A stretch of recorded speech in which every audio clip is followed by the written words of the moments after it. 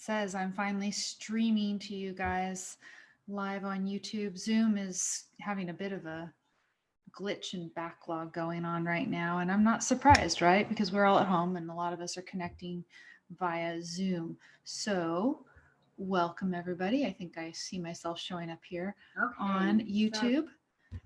How are you? See if people start streaming in, and then I'm going to ask you guys to go ahead and type something in the comments section of the chat. Okay, first person's filed in. I think we are going to be up and running here. Excellent. Excellent. Let me put this a little, no, like that, like that. I think that's good. Hey, everybody. So if you're here watching, go ahead and type something in the chat. Let me know that you're joining me today. This is Don't Let It Go. And as I've promised, if you follow me on any of the social media platforms out there, I'm going to try to do a news sandwich format for today's show. And what is News Sandwich? News Sandwich is a format that I devised a few years ago. And what you want to do is you want to sandwich bad news, of which we have plenty today, in between items of good news. And so what I'm going to try to do is discuss predominantly good news related to coronavirus. You could say, well, how could there be any good news about coronavirus? But given that things like coronavirus happen in the world, the good news is the way that people react to it and deal with it and our prospects for overcoming the hardship that has been posed by this emergency. So that's what I want to focus on predominantly today. And what I've asked people to do, and you can do this also here in the chat on YouTube, is send me links, or if you don't have a link to a story, a description of any piece of good news that you have seen in relation to coronavirus.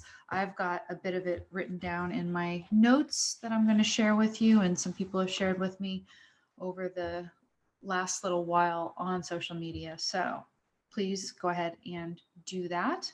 How is everyone doing?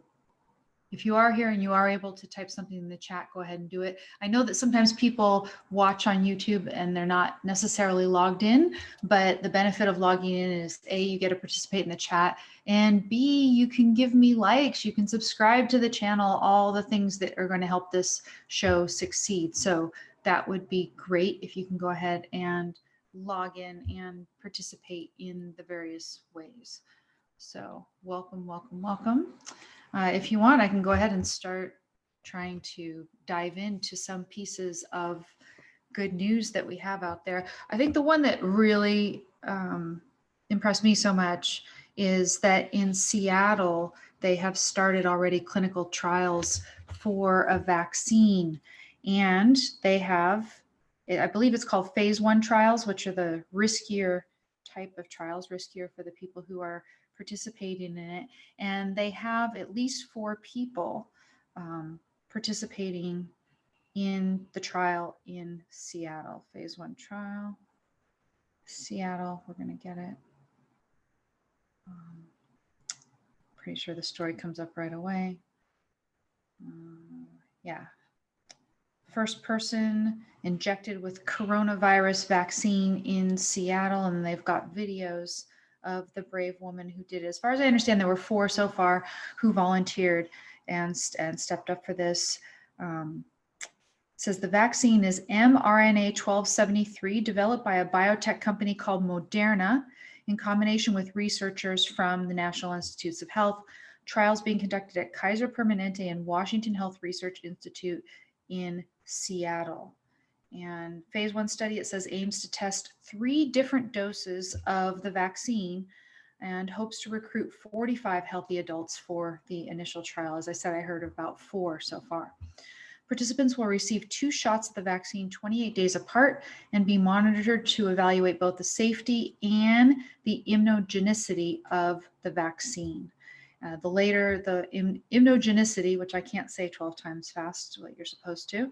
The latter involves seeing how well the vaccine stimulates an immune response to the protein of the coronavirus surface, or there's a protein on the surface. First person to get the vaccine, bravo to her, is Jennifer Haller from Seattle. And she said, quote, I hope that we get to a working vaccine quickly and that we can save lives and people can go back to life as soon as possible. End quote. And that's the standard, right? You know, we have this, things like this are always going to happen. And yet we have now people trying to step up as much as possible, as much as government is now at least finally getting out of the way to a large extent and allowing things like vaccines to be developed, better testing to be developed and deployed, and other sorts of private solutions to a problem. Really, what we would like to see is more of this, more of government getting out of the way and more of government being, not government, private individuals being innovative in the face of this. So bravo to the brave people there. Now we've got Marius Dullink, hello, and Robert over here in the chat. Thank you for participating. Robert says the president promised right to try waivers. Yes. So the right to try waiver, as I understand it, applied in the past to things like, sort of treatments for cancer and other terminal illnesses, and that you would go ahead and be able to try a drug that still hadn't been FDA approved if you were in that situation. So, this is what we want. We don't want people, obviously to be given this without a full consent and everything. These are untested therapies, both, the vaccine and maybe some of the off-label uses as well. At least the off-label uses of existing drugs, those are with respect to approved drugs, antivirals and such. But, you want this right to try even for things that have not yet been tested. You want to give the option to people who are in the high risk categories and may really have their lungs compromised by the virus, etc. We've already heard that distilleries across the United States are making their own free hand sanitizers to give away for free. This is a huge marketing opportunity, right? Because they could put the name of their distillery on a bottle of hand sanitizer. And so people will always have a positive value association with whoever it is that's giving them the hand sanitizer when all the hoarders went and bought everything in the store. Now FDA is going to take no action against compounders preparing hand sanitizer. So now pharmacists are making it as well. Okay, good. So you mean I can actually go out and finally get some hand sanitizer myself? I think that is definitely good news. Of course, sanitizers go only so far as well. You've got to be really careful. The gold standard is hand washing. So I see more people are starting to join. If you're joining, go ahead and say hi here in the chat.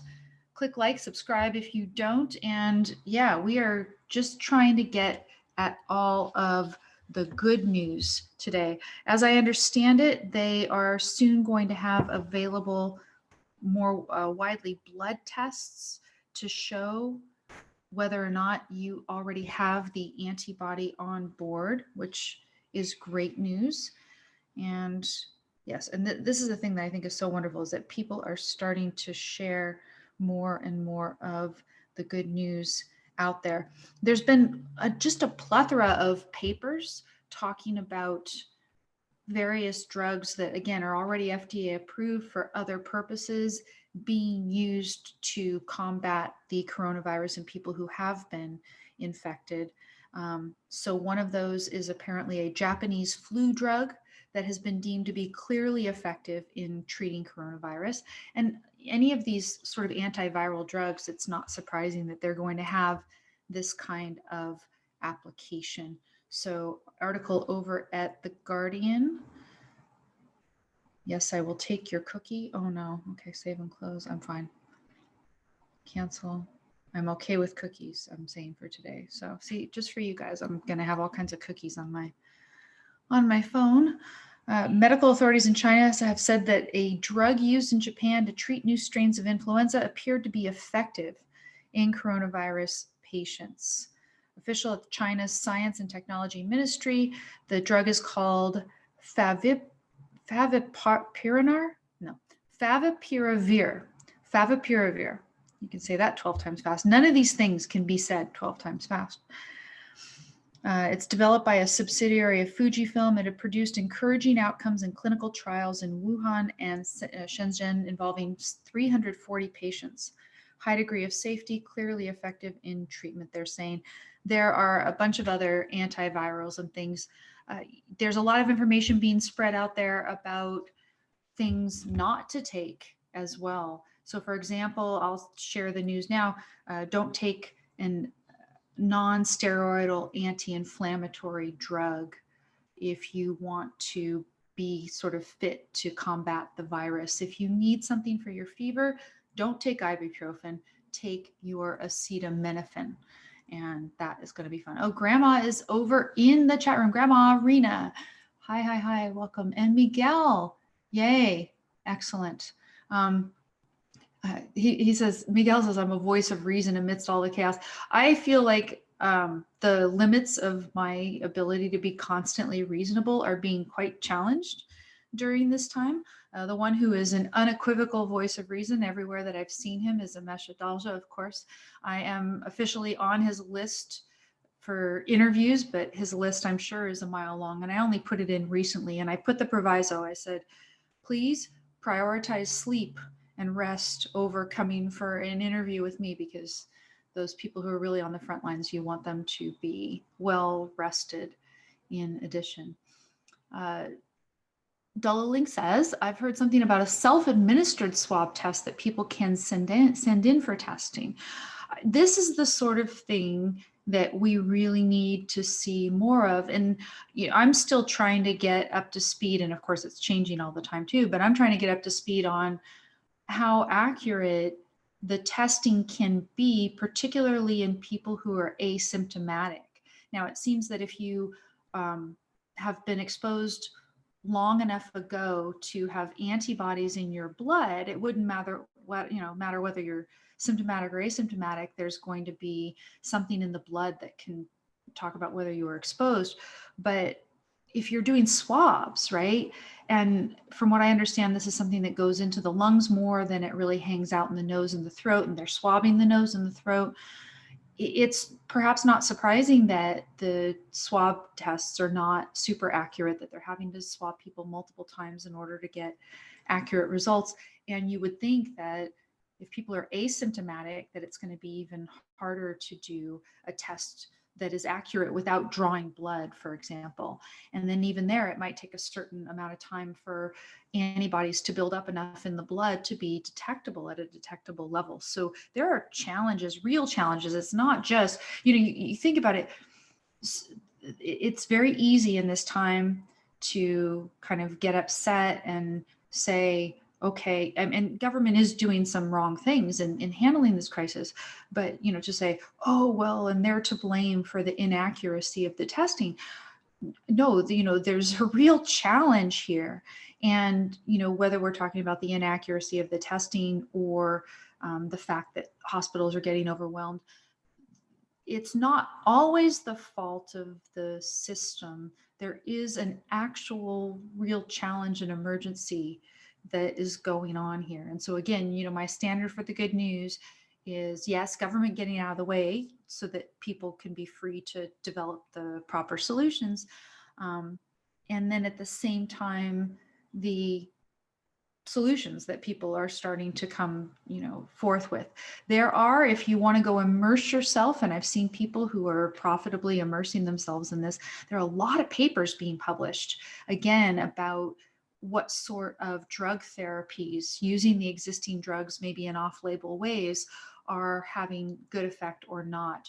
There's some sort of a quinone, it's called chloroquinone or something, that they're using in conjunction with zinc, and that's having good effects. There's a number of antivirals that are being used to good effect. So the more, we're buying some time. We don't know how long we're going to be in a lockdown / self-imposed quarantine sort of state, or government mandated quarantine in some areas. We don't know how long, but it is hopeful that even if we're not going to get a vaccine very soon, what we are going to have are some very promising, very effective antiviral treatments very soon. So if you combine the antivirals with blanket testing that is just widely available and effective testing that's accurate for people who are even asymptomatic. The combination of those two things don't make it so urgent that we flatten the curve before a vaccine is arriving. Because imagine that you could do all of this testing on a regular basis. Hopefully it's going to get cheaper and cheaper over time as well, and that you could just regularly get tested if you're experiencing just the slightest blip, or even if you just, you're a worrywart and you just want to get tested all the time. You get tested, and then you could, presumably begin antiviral treatment before you ever get to the point that you would ever need to be in a hospital, on a ventilator, or any of these other things. So that's really the hope right now. I actually, gosh, I'm going to have to pat myself on the back. I haven't looked at the updated numbers today yet, in terms of in my area or just in general, to get a sense of the numbers. But I think, of course, to the extent that people exercise social distancing, it is going to, kind of level off. At least the number of new infections are going to level off. And like I said, I'm very, very hopeful with all the spreading of the knowledge. And, just yesterday, we had the supporter hangout, and Michael was there, and he shared a story. He's up in Seattle, and he and his wife think that they may have already had it. And they were sharing a little bit about what it was like and how they got through it. Neither of them had to go to the hospital. He was sick a bit longer than she was, which is kind of consistent. You've seen that in general, for whatever reason, I don't know why, the men seem to be a bit more impacted than the women. She was sick for a much shorter period of time than he, but he never ended up needing medical intervention. He says, he used some expectorants at home, and it was not comfortable. It was not good. He was sick for 2 weeks, but he rode out what, we don't know for sure that it was, but it appeared to be. And so imagine you've got now a bunch of celebrities and sports figures who are sharing the fact that they're coronavirus positive out there on the net. And so there's a kind of a sharing of information of a sort of a comforting kind, and just in that sense that people have been through it, and here they are, and they're talking to you, and they look healthy. And then there are also just the sharing of practical tips, the sharing of news about promising new therapies. So all of this is wonderfully good. The other thing that I really love to see are the stories about people taking steps to help those who are more vulnerable during this time.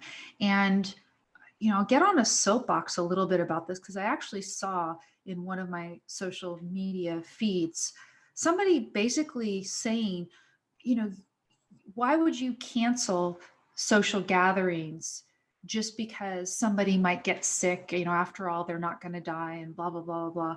Just not showing any compassion, any what GFDA is calling today empathy.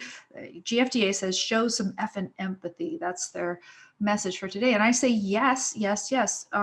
There are people who are more vulnerable to this virus. It's through no fault of their own. These are not slackers or anything else. And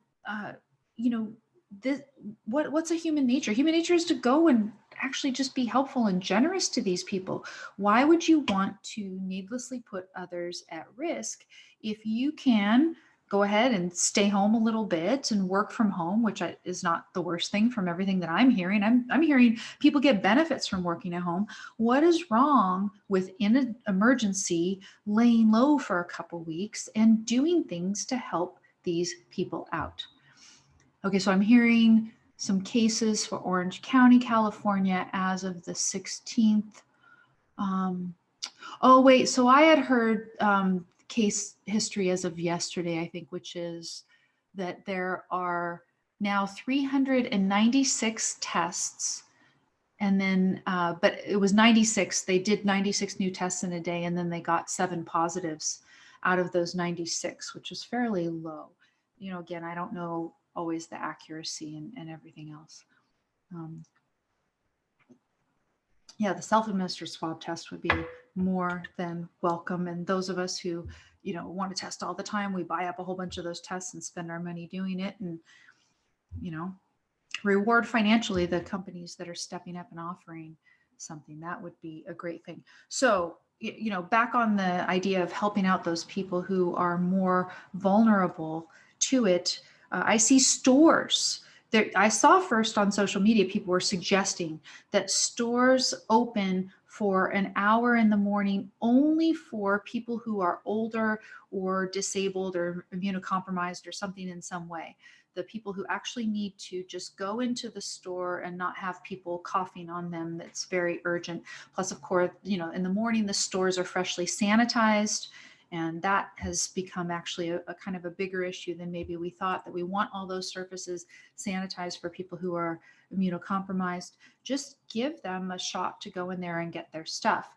Now, one step even better, perhaps, is that I've heard that there's a trend on nextdoor.com to offer to go for people in your neighborhood and get supplies for them. So actually you'll go out there, get the supplies for them, and say, leave them on their doorstep and stuff like that. It is great to see human beings, stepping up and showing compassion for their fellow man and helping out. Again, if it's no sacrifice to you, I'm not saying go out there and sacrifice yourself, but I am saying show a little empathy. And the particular example that I saw on the social media feed was, a kid's birthday party was going to have to be canceled because, somebody's relative of somebody at the party might get sick or something. And this is a real danger. It is not, kids don't necessarily make the calculation the way that adults will, right? So for a child, if a child misses a big birthday party that they were looking forward to, it's a very big deal for the child. But giving a child exactly what they want all the time, regardless of circumstances, is not the job of a parent. But parents know, of course, is it really worth having that one social gathering if you think that potentially you're going to infect somebody who's going to die from the virus as a result of your decision to have a birthday party?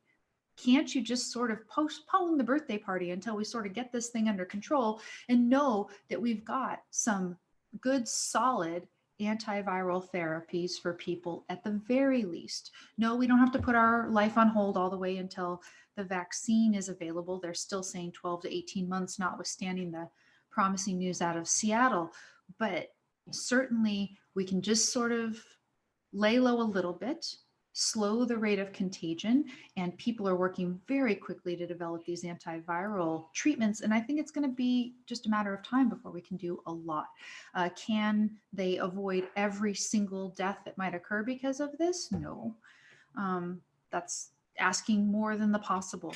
And, this goes into something, and I'm going to strong arm him at some point to come on, but Benjamin has had a blog post recently called Mental Obesity, and he's had a series where he's talked about this theme. But the theme is that we expect in modern society to be insulated from risk in a way that really isn't warranted, and we get kind of spoiled.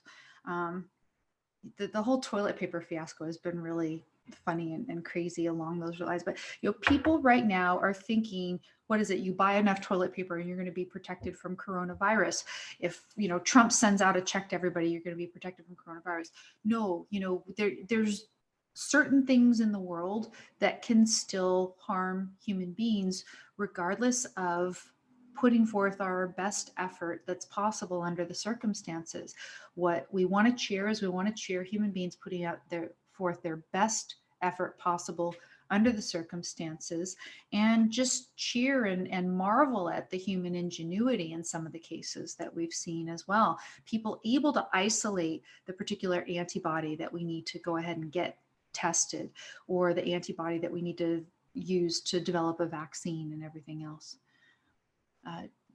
Dulla Link says, people have such great ideas for limiting risk. It is great. Yes. And we can. I mean, we can limit risk to a large extent, but it's never going to be 100%. Oh, they're saying now it's cat litter. So, yeah. So then which is more of a risk? Is it toilet paper or cat litter? I I took one for the team a little bit yesterday. I watched the JP Sears toilet paper apocalypse video that he just released, and like a lot of his humor, yeah, it is sad, but he I'll give you one spoiler that was humorous, because he is not a fan of kale. If you've watched him talk about the keto diet, he is not a fan of kale. And kale is highly rated by JP in the video as a potential toilet paper substitute. But now he's going to have to get on the cat litter. Which is more of an emergency, the lack of toilet paper or the lack of cat litter? You can kind of judge for yourself. But yeah, the cat litter thing could be a pretty bad, especially yeah, I haven't owned cats for a very, very long time. And when I was young and we owned a cat, the cat had to be outdoors because my mother was allergic. But I have heard through reliable friends who have told me that if you have a cat peeing in the wrong place in the house, not in a litter box, it is not a pleasant experience. So yeah, you can judge which is the worst emergency of one of those. But I don't think we're going to have that, right? Now, I haven't gone out to the stores today, for example, but as I understand it, they're going to be restocked. Everything is going to continue in that regard. And as I said, while some people are talking about, oh gosh, we can't do this for 18 months while they develop a vaccine, I don't think we're looking at that. All the news stories that I'm seeing, the papers that are publishing their results about successful viral treatments for this, the developing of the testing and stuff, we're going to get out of this much sooner with, again, the ability to help those who are still very vulnerable. We're not going to eliminate all the risk, but we're going to eliminate enough to be able to go on with daily life. I'm clearly optimistic about that. Liquor delivery is now allowed in New Hampshire. Perhaps that's one of the more important essential services that the price of one of the Amazon bidets doubled in one day. Some of the prices on Amazon, but Amazon has a corporate policy against price gouging. And then people might say, well, is that good news or bad news? For a couple days, New York Times was featuring a story about the guy who'd purchased, I guess he must have purchased it somewhere, but then he hoarded it, 17,000 bottles of hand sanitizer, and he was trying to do some price gouging on Amazon, and then he got shut down. I think it's great that Amazon decided to have its own personal private company policy that they don't want to allow price gouging on their platform. I mean, if people want to price gouge, they have the right to. Do I think in this time of crisis that it's the greatest thing in the world? Maybe just hike the price up a little bit to reflect the fact that you're out there doing all these transactions and you're probably working your butt off because the demand is so high. Okay, fine, a little. But the gouging, I mean, some of the prices that I saw for hand sanitizer and some of the dubious descriptions of what was actually in the bottle that they were selling, I wasn't going to go anywhere near any of those products anyway. I don't know about you, but yeah, liquor delivery sounds good. Amazon is doing great business. They're hiring a lot. So that's going to help people get through. But I'm optimistic that we're looking at a couple weeks of this and that there's going to be enough encouraging news about really getting ahead of it and having enough antiviral treatments to handle the bulk of the treatment phase of what's needed for this. And wouldn't it be nice? And here's the other thing, those people who are saying, oh, Amy, I'm an ablectivist. I've got my ablectivist card forever now. It's platinum for the rest of my life. Again, showing empathy to people who are suffering from something like this through no fault of their own. It's not sacrificial. It's not collectivistic. It is just showing just benevolence towards your fellow man to not do things that needlessly put other people at risk. You don't have to hold your birthday party right now or do any of these other things. And it's not, contrary to a selfish philosophy to have to cancel it. This is something that could be, an interesting discussion with someone like Ben Shapiro, who thinks, oh, well, capitalism only forces people into altruism, whatever. I say, look, You know, if Amazon wanted to, it could allow people to do price gouging and all that stuff. But no, you know, you can have policies. Apple, before anything was ever shut down, decided, okay, they're going to just shut their stores down for a couple weeks. And other chains followed suit. They said, at J. Crew as well is one of my favorites. They also decided some days after Apple that they were going to close down all their stores, and they're going to pay their employees for a couple weeks. They're doing it for a couple weeks. I think it's a great thing. Oh yeah, so then Bree says over here in the chat at YouTube that this guy who had hoarded all the 17,000 bottles of sanitizer donated it all to first responders and hospitals to avoid prosecution. Yeah, just to avoid prosecution. Don't be a jerk out there, and don't think that somehow all of this is against selfishness in any way. It is perfectly consistent. You know, if you have extra time at home and to spare in the neighborhood, and you can volunteer at nextdoor.com to help out your neighbors, or, you know, you don't have to volunteer even to anonymous people. You can volunteer to the next door neighbors that you know that you value. Just, you know, do an errand. If you're going out anyway, especially, hey, can I pick up something for you? And that's it. Don't touch them. You know, use your hand sanitizer before you leave their plastic bags, etc. But you don't have to do that. They're asking, was prosecution a possibility? You know, there are certain places where they have had anti-gouging laws or temporary regulations. So definitely. Applejack, hello, says hello from Nebraska. Welcome, welcome to the show.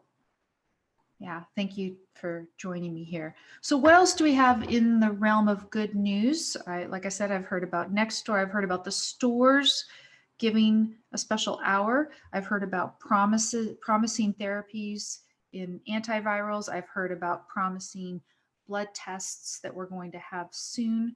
Let me see if I can pop up anything that is the very latest in this regard.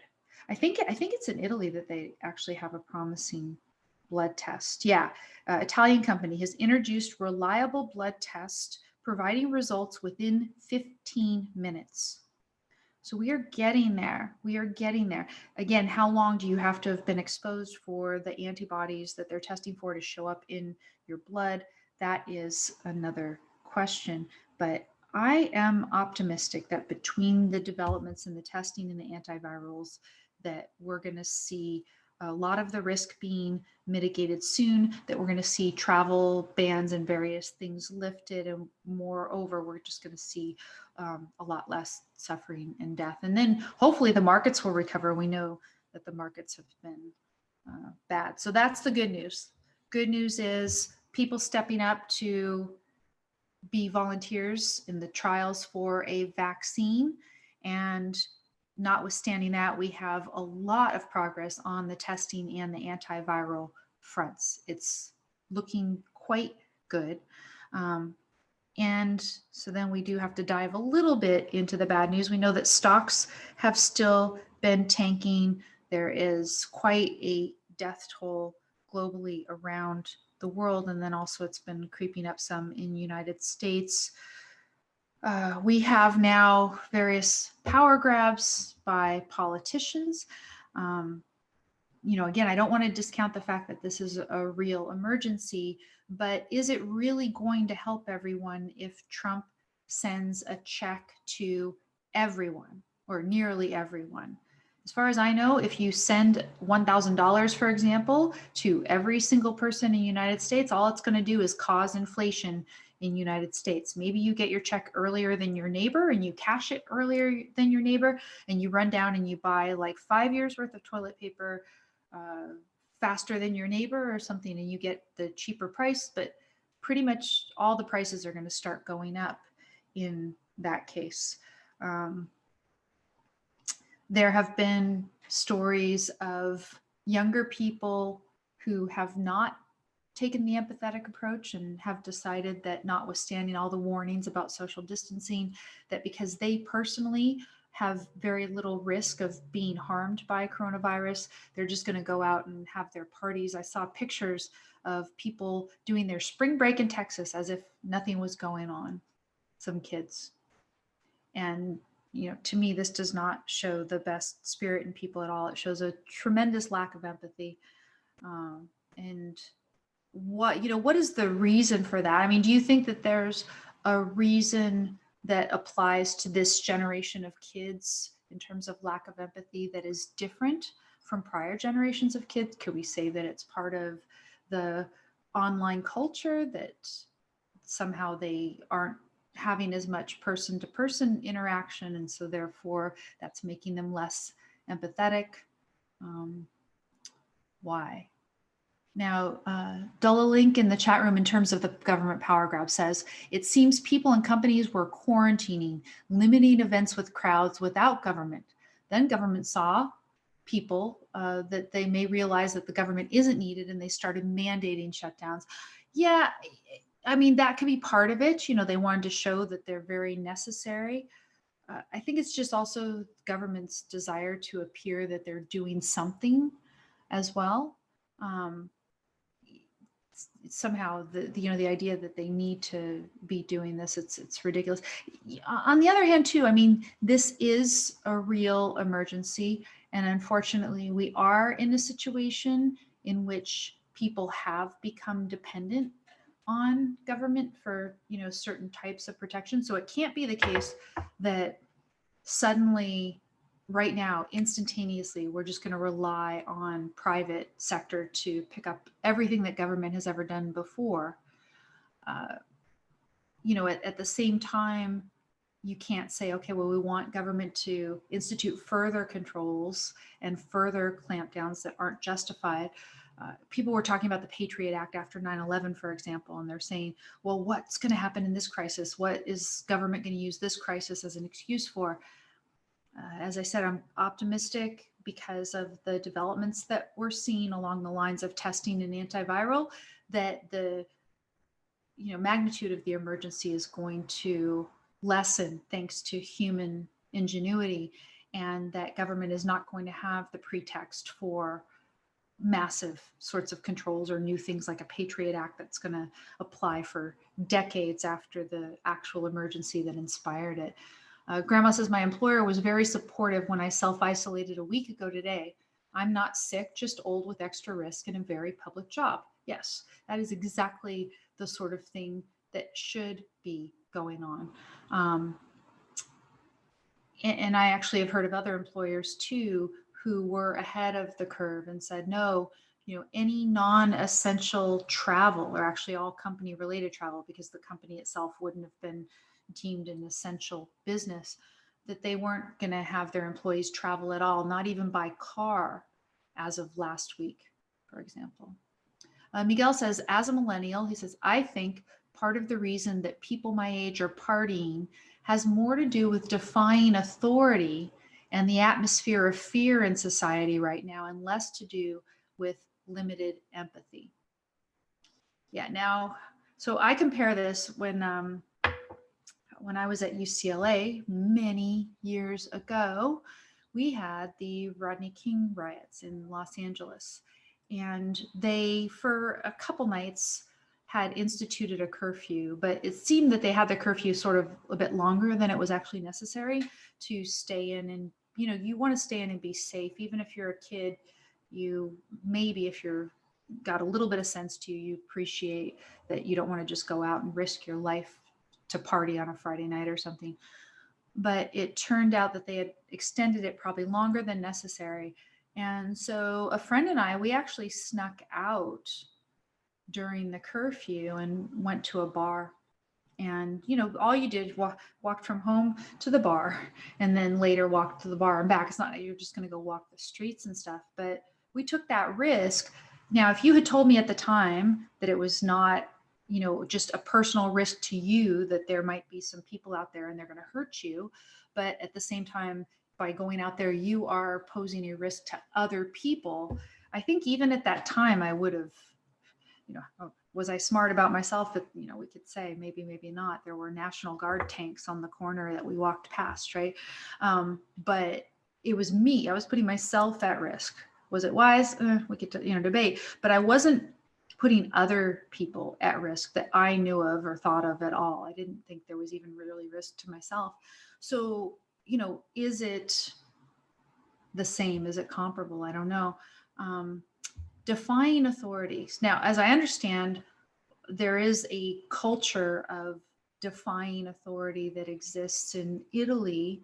And part of it is out of necessity because, as I understand it, it is so bureaucratic there that you actually literally can't survive and do anything pursuing values on a daily basis unless you're breaking some rule. And that's almost the case here in the United States as well, right? But it's so bad there that there's sort of a bravado about it, like which rule did you break and how you're so awesome at breaking rules. So if you just have defying authority for the sake of defying authority, that's no good. And I've seen an element of this here in the United States, again, on the social media feeds, when people are not keeping in mind that what the government is mandating right now is actually the thing that we would want to do normatively, right?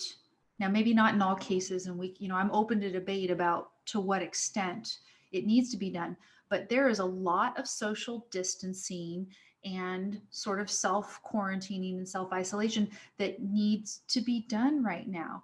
And I cheered when Apple, before there was any mandate, said, yeah, I'm going to close, we're going to close the store for 2 weeks. You go in an Apple store, it's just packed. People are just right, because all the stuff is awesome and everybody wants to go see the new Apple products and play and everything. And imagine trying to keep those things clean and free of the coronavirus. Last thing I heard, by the way, is that coronavirus can survive on surfaces quite a bit longer than we had previously thought, right? So hours, days in some cases, in the case of plastics and stainless steel. So it really is important for those surfaces in places, where it could be passed, to have those surfaces cleaned frequently. Or that when you're at a store or whatever, use that cloth to push the buttons or do whatever it is that you have to do and minimize your contact with surfaces that might be contaminated. It is really important to take these steps. Maybe the reliance on government lead to the young people not isolating because they see everything as the government's response. I mean, so this is it, right? There's this overreaction against the government rules. So, as I said, normatively, I think so much of this is what we should do at this particular time. The fear, which I think is a realistic fear, is that government uses it as a mere power grab, as a reason to justify their own controlling intervention agenda. And of course, to the extent that government made the crisis worse, it's even more insulting because at the beginning, they were not allowing for all of this testing of, and the, I forget what Robert, it's the right to try, right? The right to try sort of laws, applying that to coronavirus therapies and everything else. All of that should have been done a lot sooner because, again, that's the way that we're going to minimize the risk. Bree says hand sanitizer before and after you touch anything other people touch. Yeah, if you go to a store with hands that are freshly cleaned and then afterwards you clean them again, you're probably good. The better stores, as far as I can tell, are the ones that offer the cloths out there. And I use those cloths liberally when I go to the stores. Whether all the things that I've done have succeeded, I guess we're going to know in the next couple of weeks if I keep offering you guys shows. Yeah, so kids and jerks. And the other thing that I wanted to highlight as bad is the lack of logical discourse out there, right? So, one thing I was just talking about was sort of the inbuilt biases against government intervention that make people rail against some of the things that government is mandating, which happen to be normatively good, right? So we need to separate the fact that government is mandating it from the fact that it itself is maybe a good idea, that it's exactly what's called for right now, that a person who is acting morally would want to do these things right now. There is nothing wrong with everybody wanting to lay low for a couple weeks while this happens. And in fact, You could say right now, in a situation where, unfortunately, through progressive education and everything else, people have been trained to not listen unless the government is putting some real penalties behind it. It's not the best thing, but sit with it a little bit. And unfortunately, that is where we are, right? That people are used to government providing solutions. And unless there are fines, this is one bit of kind of bad news that I've heard, that there's actually been sort of more imposition of fines in Italy than other, like than actual bad effects. Like the government is imposing fines quite liberally there. Here, what I'm seeing is that the government is threatening to impose fines or even jail terms. I haven't seen how much that's actually imposed yet, but it might be the case that there are a number of jerks out there that, unless they're actually threatened with that, they're not going to do the sensible thing. And again, because you've heard this before, people who are asymptomatic are the ones who are responsible for much of the spread. Something really does need to be done. We need to get through to those people in some way. So, if you're younger, I'm going to ask you just to consider this if you're thinking. And, it's funny, I watched Haley Mary sort of go through this, and, she's, quite a bit younger than I'm. She's not a young, unthinking, unsympathetic person. But at first, and I think everybody is kind of calculating day by day what the risks are. But at first, she was going to go ahead with her tour. She had this tour planned both in Australia and then in the UK. And she was going to go ahead with the shows. And I think just count on people who come to the shows to be sensible. Her shows typically aren't so crowded yet. They should be, but they're not. And so, yeah, you could keep your 6 feet social distancing. You could be sensible at a Haley Mary show. But she decided, both because personally her partner had returned from the UK, so she really should have self-isolated, and then plus, just to be responsible, because she doesn't know how people at the show are going to conduct themselves, she went ahead and canceled the shows for now. She said, she would have her tour later. And I think that was a sensible thing to do. I'm going to ask you, is it really essential for you to do whatever it is you thought you wanted to do right now? And couldn't you put it off because, think reasonably. Think the fact that you could be asymptomatic and yet contagious, and that other people could therefore get it from you, and then they could be asymptomatic and then give it to their friend who gives it to somebody who is at risk. It doesn't take too much for it to propagate to somebody who is truly at risk and threatened by this. The Dow is below 20,000 now, is what I'm hearing. Yeah, so this is the bad news. And, as I said, we started with the good news. I think the good news is that it is going to, in terms of the actual medical threat, stop. And then we hope that maybe there's an over dip in the market now. You could argue and say that there was a lot of air or bubble or whatever we want to call it in the market before.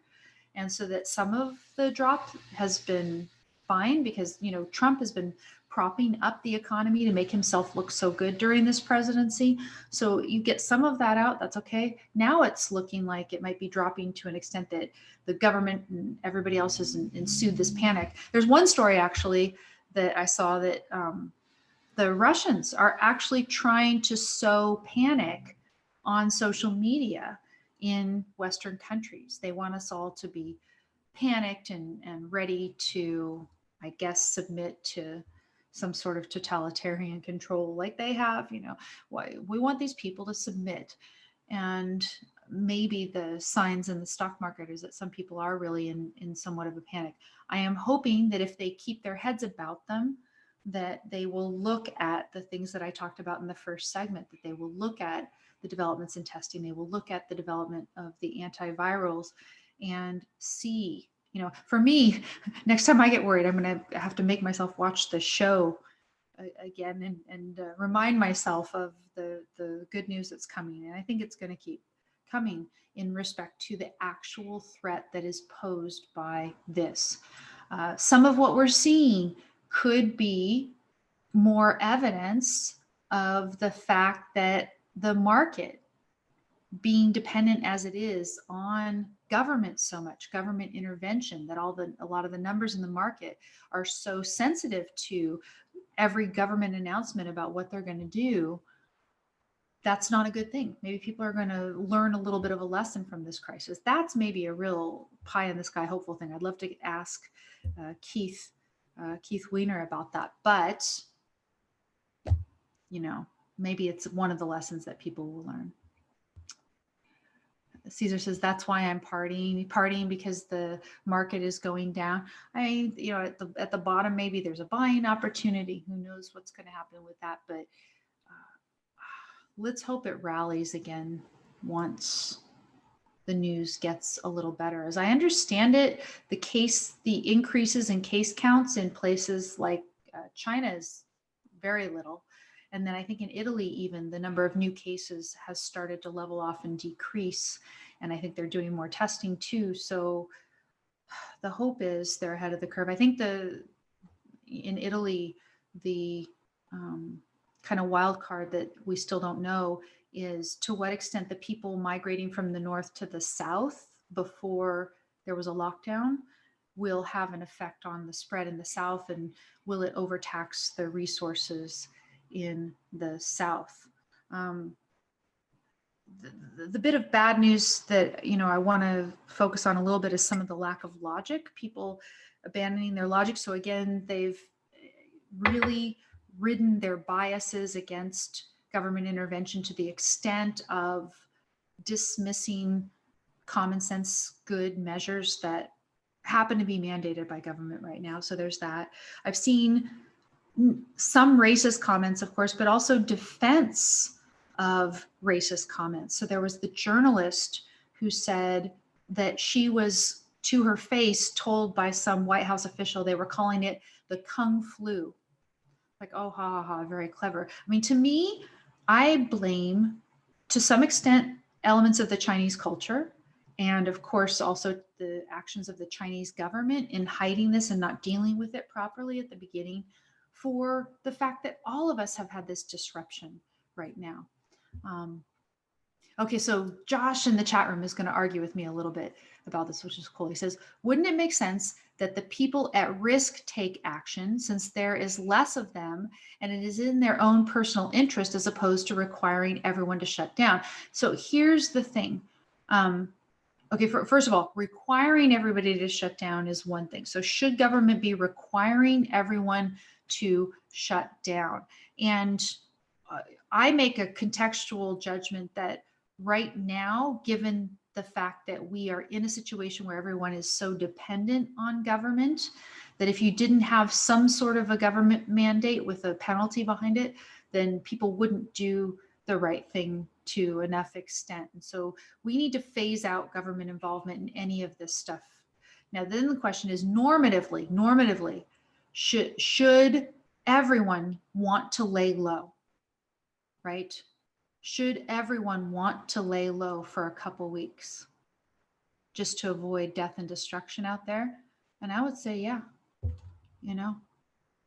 normatively, everybody should want to do this. Now, the other thing is that unless everybody controls their behavior to a certain extent, they're not going to provide for the vulnerable groups the isolation that is needed. So at the very least, those people can't shelter in place at home, so to speak, unless they have assistance from other people who aren't at risk and who go out and grab the supplies and help them out. So at least there's that.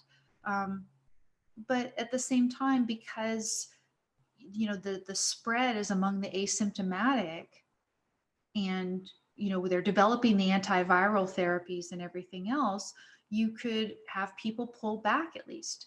To what extent? Yeah. So Grandma Arena says, I am not requiring anyone else to shut down. Yeah. And again, it's to what extent should it be required? To what extent should someone just be willing to do it? To whatever extent that they can, just lay low for a couple weeks and allow these therapies to be developed, allow the testing to be more widely deployed and different things. If you talk about, should everybody be locked in their house for 18 months this way? No, right? That doesn't seem to make sense given what we know about the risk of the vaccine and everything else. At a certain point, life has to go on, but hanging low for a couple of weeks, Apple has decided it's in its long-term company's best interest to close the stores for 2 weeks and pay the employees. They're taking a tremendous hit, but I think it's a good thing, and I'll continue to reward them with my business. Same with J. Crew. Normatively, I think it's a good thing to shut down for a limited period of time while you can point to concrete progress that can be made against it, so that when life goes on afterwards, you're not going to have a big spike in cases, like it's going to be all for nothing and a bunch of people are going to die anyway. If you can really save lives by hanging out for a couple weeks at home, even if these are people you never know, you've never met, you just, you assume as a human being that these other people are generally good people, and you don't want them to die needlessly. You want them to be able to spend more quality years with their families and loved ones. It's not a bad thing. It's a good thing. And the fact that government is mandating it doesn't somehow suddenly make it bad. It doesn't turn it into bad. And that's one sort of logic that I've seen out there. The other thing is just people defying authority for the sake of authority anyway, and going out there and dropping context, right? So the kids who are dropping context, well, I'm not at risk. Well, no, but what you're doing to put so many other people at risk. Josh says a couple weeks at home would put a huge financial issue for many, right? And so then we start to say, okay, can we have people chipping in? What are the couple weeks at home, that is going to happen? I think the companies, a lot of cases, can pay. There can be charitable donations. People say, look, I'm going to be really hard hit. And some people can say, I'm sorry, I really can't afford not to go to work for a couple weeks. And those people where it's really that crucial, it would be a sacrifice for them. I mean, that's the question you have to ask. Is it a sacrifice? Huge financial issue versus sacrifice, given the circumstances of your particular case. If it is not an actual sacrifice, what I'm trying to get people to consider is just benevolence towards your fellow human being. Perhaps a lot of benevolence towards our fellow human beings has been wrung out of us because we've been forced into charity through the government and everything else. And, maybe the sense of life has sort of eroded. Dulla Link in the chat room says, I definitely have an anti-government intervention bias. Thinking objectively is hard. And it's really hard in this type of crisis because we're also all personally stressed about the sickness itself. I mean, who wants to be sick? And we know that government has dropped the ball in various ways along the line, and that maybe some of this wouldn't even have been necessary if government had been doing its job from the beginning, which is being transparent and allowing for the private sector to step up and handle the testing and the antiviral treatments and everything a lot faster. He says Josh says it'd be easier to support the vulnerable to stay home than the entire economy on support. And certainly I'm open to arguments like that, where we could provide support for people who are more vulnerable through, again, Nextdoor, or the stores having special hours and all of these sorts of things. What I'm saying is social distancing, however we achieve it, and there are a lot of ways to achieve the social distancing that's required, is awesome. I loved seeing those stories, for example, out of Singapore, where they were saying that was it Singapore? I can't remember if it was Singapore, where they used robots to deliver things to the coronavirus patients. And so the robot with the screen on it, and on the screen, you'd see your healthcare provider and stuff talking to you. So it was a little bit more personal than just a robot, but the robot would be delivering your food and your care provider would be talking to you through the screen and stuff. It's, you're missing human contact, you really are, but that is the way to keep healthcare providers safe. DDV Show says, living in Florida for now, I'm lucky. My employer is still working. I wonder how long it will last. There are certain professions where maybe you can continue to work, but for example, at the restaurants, they're allowed here to offer only takeout. And if the employees are being very careful about how they prepare those takeout packages, there's no reason I wouldn't want to support the business by taking some takeout from the business and helping to keep it alive during this slump. And that's the sort of thing that everybody can do to make the disruption as little as possible. I've seen, though, like I said, a lot of non-logical comments out there. And what took the cake for me this morning was Nick Searcy, who I've known for quite some time, and we've followed each other on Twitter and everything. He was having a debate. I'm pretty sure it was about coronavirus something, because that's all everybody's talking about on Twitter. And the question, some guy was saying to him, Nick, are you saying that another person's opinion should be invalidated because they have fewer Twitter followers? And he says, yes, that is what I am saying. I mean, that's just not logical, right? Why are we dropping logic entirely in this, time of crisis? We need to really keep our wits about us. And that was actually a GFDA piece. It was like, think effing rationally or something like that.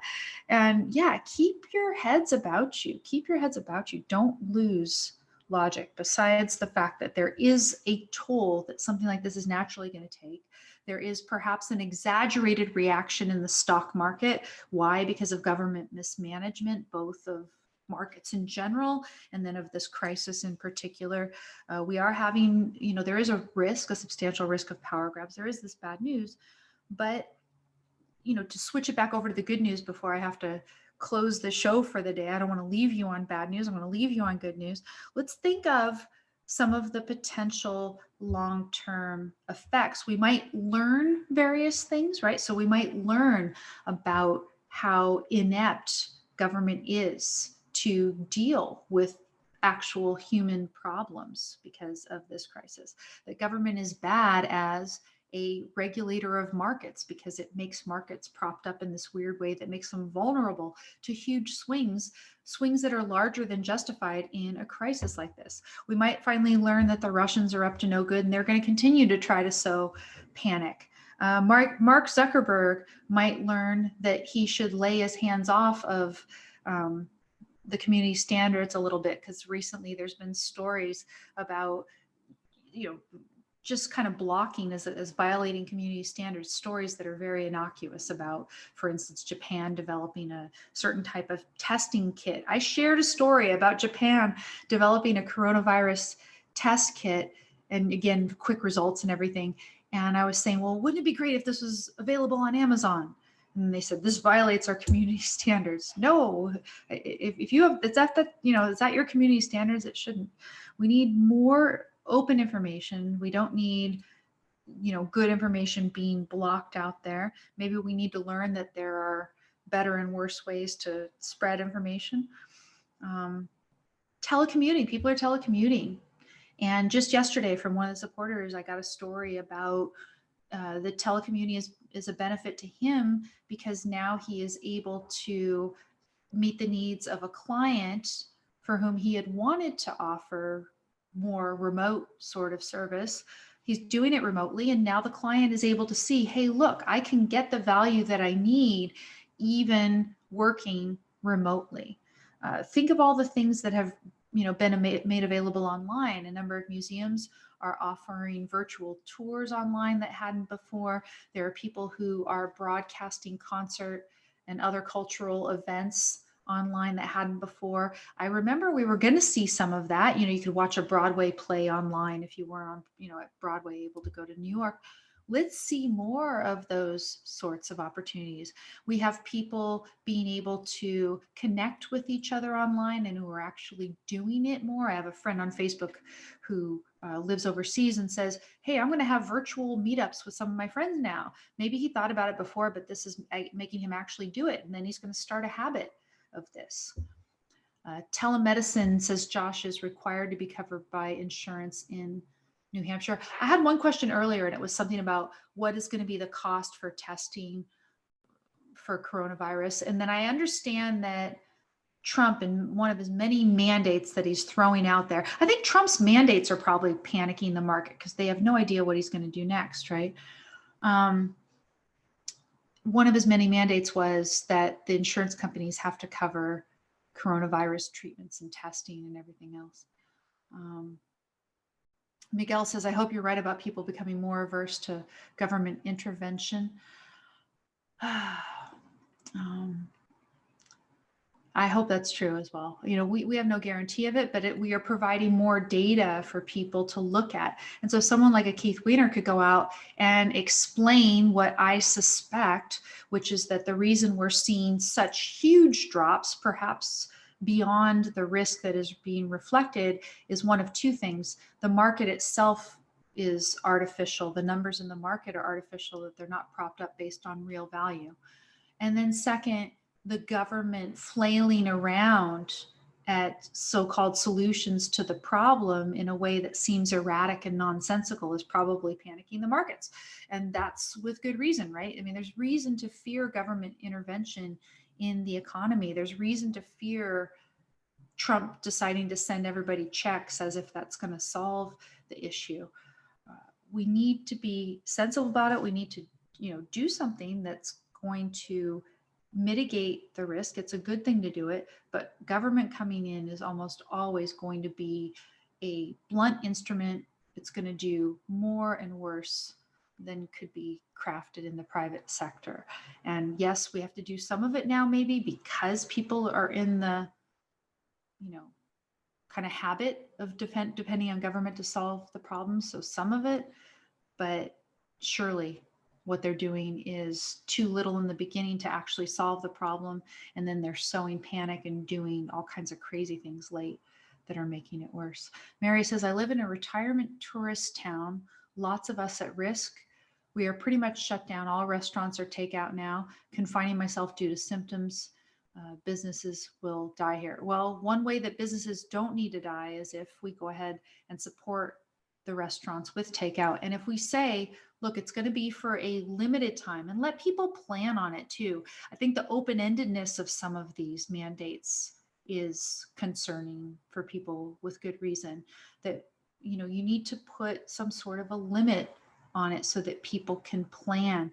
And you need to say, okay, doctors, go, develop those antiviral treatments and stuff, get some ventilators up. I know that they were 3D printing some of the needed medical equipment in places, being very resourceful about it. It's wonderful to see the ingenuity that can come in and say, okay, you've got 2 weeks, you've got 3 weeks, go. We're going to flatten it a little bit, but then life has to go on, judging objectively by the factors that are really at play. That is the sort of thing that I think is possible to see, and that hopefully we will see.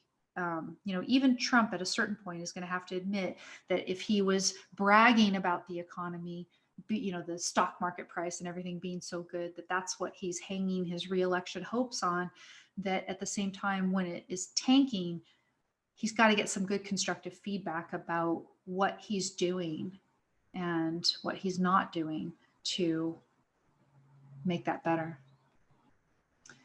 Mary says she got Chinese last night and prime rib this weekend. Yeah, the one thing I would when you get that takeout, be careful with the surfaces. Like after you unwrap the food, then wash your hands, because again, the latest word that I heard is that the plastic can keep the virus on it. Even cardboard for hours, plastic for a couple days, stainless steel for a couple days. Gift cards are a great way to support restaurants. Yeah, if you can buy a gift card online and never have to touch a card, support your local businesses, that is a great thing as well. So there are ways to bridge this. I do think having government officials figure out a sensible end to this, to the extent that they can predict such a thing and tell people we're going to do it for this long, and then we're going to, let life go back to somewhat normal. And those people who need to be isolated for risk to themselves, maybe are going to continue to take more steps, but a lot of people are going to be able to go on. That is, I think, a better way, and it maybe would make the markets not panic as much. A lot of good stuff online. We might see better hygienic practices in general going forward. People are now more aware of how you catch viruses and how you don't catch viruses. And I'm hoping that the people in China who love their open markets, and I've helped with James interview Robert Garmong from China, about those markets. And he talked about how he really thinks they're exciting and cool places and everything. But some of the practices that they were engaging in with respect to all the different animal species is obviously not healthful. So we would like to see a better practices, not as a result of government regulation per se, although that's probably how it's going to happen in China. We'd like to see people just be more sensible in the private sector about hygiene and any practices that would encourage the transmission from animals to human beings of any viruses in the future. The other thing is that our healthcare community is going to be learning some lessons. Our experts like Amish Adalja is probably learning a whole ton from the spread of something like this, and hopefully that can be used to mitigate future problems. Lessons in empathy, really, for fellow human beings. I hope so.